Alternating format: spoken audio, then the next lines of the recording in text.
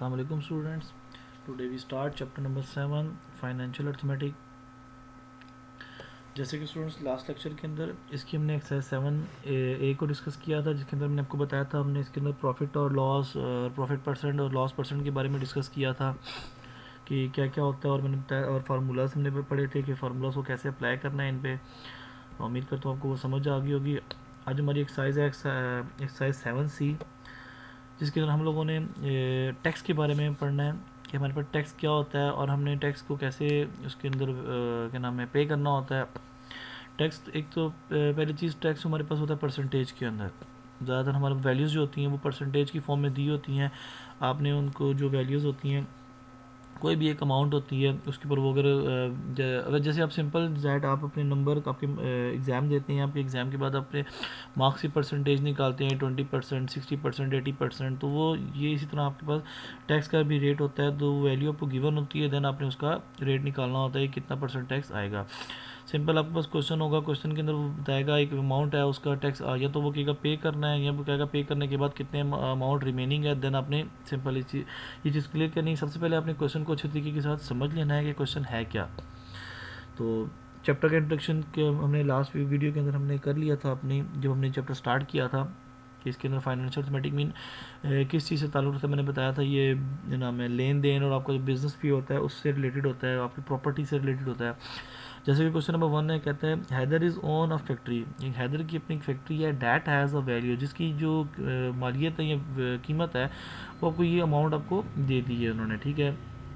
If the property tax rate, अगर वो property का टैक्स जो है वो कहता है 2% है, ये परसेंट का साइन होता है, इसका 2% है। How much property should be Haider pay, तो बताएं उसको कितने, अगर वो उसका जो प्रॉपर्टी का टैक्स है वो 2% है, तो बताएं उसकी प्रॉपर्टी कितने की होगी।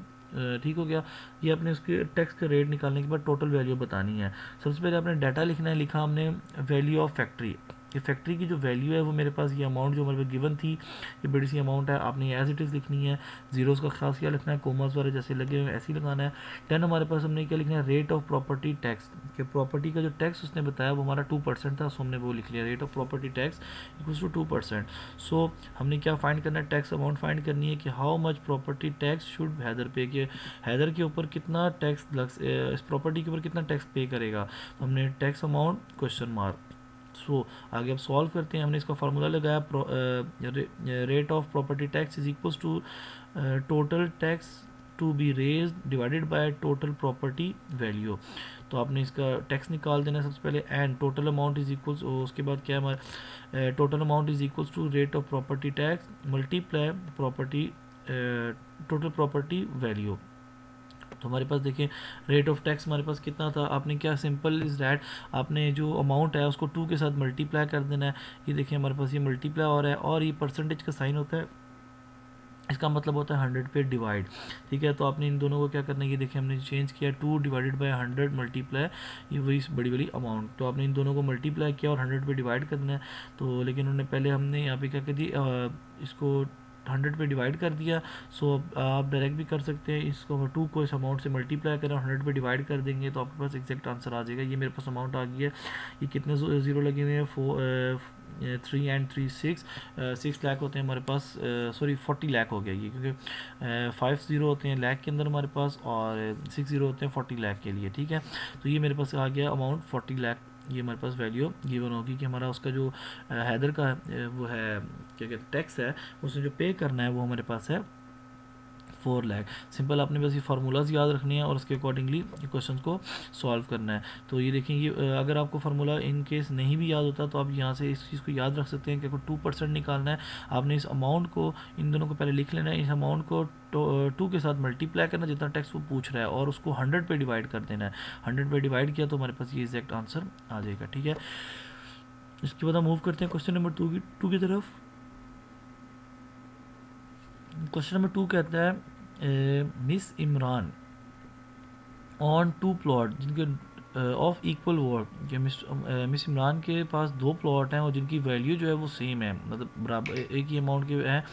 द प्रॉपर्टी टैक्स रेट, जिसका प्रॉपर्टी टैक्स है 2%, वही उसी तरह 2% आ गया। इफ़ शी पेड 15,000 15,000, अगर वो 15,000 पे कर रही हैं as a property tax last year, पिछले साल, what is the value of each plot owned by her, तो बताएं हर एक प्लॉट के ऊपर कितना उन्हें टैक्स लग रहा है।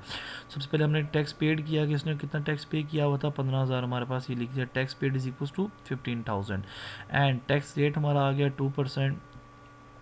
तो अब आगे क्या है, वैल्यू ऑफ बोथ प्लॉट, तो दोनों प्लॉट की वैल्यू अब उसने बताया हमने वो 15,000 पे उसने क्या किया था, पे किया। ठीक है, तो अपने इसका टैक्स निकाल देते हैं पहले। तो उसी तरह हमने क्या किया, इसको 100 डिवाइडेड बाय 2 मल्टीप्लाई 15,000। ठीक है, तो मेरे पास जो वैल्यू आ जाएगी, ये वैल्यू मेरे पास कुछ ऐसे आ जाएगी। हमने इनको डिवाइड कर दिया, 100 डिवाइड बाई 2 50 मल्टीप्लाई 15,000, ये मेरे पास आ गया 75,000। ये मेरे पास दोनों प्लॉट्स की ये दिखा हुआ ना वैल्यू ऑफ बोथ प्लॉट, तो ये मेरे पास दोनों प्लॉट्स की वैल्यू आ गई। इसके बाद हमारे पास क्या है, वैल्यू ऑफ ईच प्लॉट। अब एक प्लॉट की वैल्यू निकालनी है, तो आपने क्या करना है, ये दोनों का प्लॉट का था, तो आपने इसके लिए क्या करना है, इसको ज़ाहिर सी बात है 200 में तकसीम करना, 2 पे डिवाइड करना होगा। तो 75,000 को डिवाइड कर दिया हमने 2 के साथ, तो हमने इन दोनों को जब हमने डिवाइड किया तो मेरे पास आ गया 37,500 3 लाख। ये अमाउंट हमारे पास ज़्यादा बन रही है, 75,000 नहीं, ये 7,50,000 है। मैंने भी गौर नहीं किया ज़ीरो पर, 7,50,000 है, तो आपने 7,50,000 को 2 पे डिवाइड कर दिया, 2 पे डिवाइड किया तो मेरे पास आ गया 3,75,000। ठीक है, तो ये हमारा पास जो उसने टोटल वैल्यू मांगी थी, और ये हमारे पास 3,75,000 हमारा इसका वैल्यू का आंसर आ गया। इस एक्सरसाइज के क्वेश्चन 3 एंड 4 2 क्वेश्चन और है, आपने वो खुद इसी तरह टैक्स की रेट की जो वैल्यू होगी उसको लगा के आपने सॉल्व करने हैं, और इस लेक्चर से रिलेटेड नोट्स भी आपको उस पोर्टल पे मिल जाएंगे। Okay students, take care.